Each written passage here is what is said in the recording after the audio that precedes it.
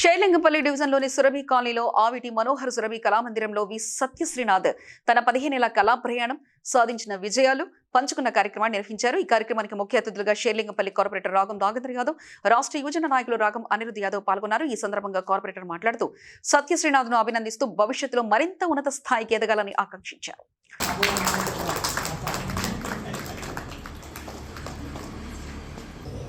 మీరు ఉంటారని మాకు బాగా ఖచ్చితంగా తెలుసు కాబట్టి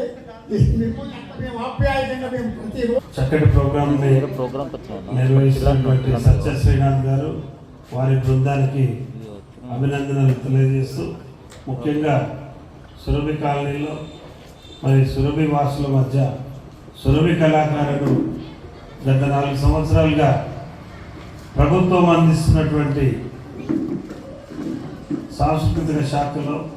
మరి వారికి దక్కినటువంటి అరుదైన అవకాశాన్ని సద్వినియోగం చేసుకుంటూ మనందరి మధ్య మరి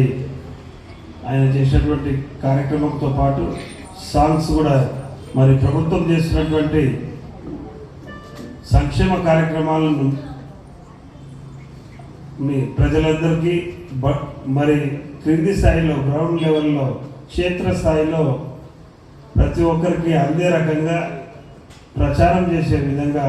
ఆయన ఏర్పాటు చేసినటువంటి ఈ సాంగ్ని ఇప్పుడు లాంచ్ చేసుకోవడం చాలా సంతోషం. అందులో మీ అందరి మధ్య సురభి కళాకారుల 130 సంవత్సరాల చరిత్ర గలటువంటి 140 సంవత్సరాల చరిత్ర గల మన సురభి కళాకారుల మధ్య మరి సోదరుడు ఈ సాంగ్ని ఏర్పాటు చేసి ఆయన యొక్క కష్ట నష్టాలను నాతో చెప్పడం జరిగింది. ఖచ్చితంగా మనం అందరం కూడా ఆయనకు అండగా నిలబడి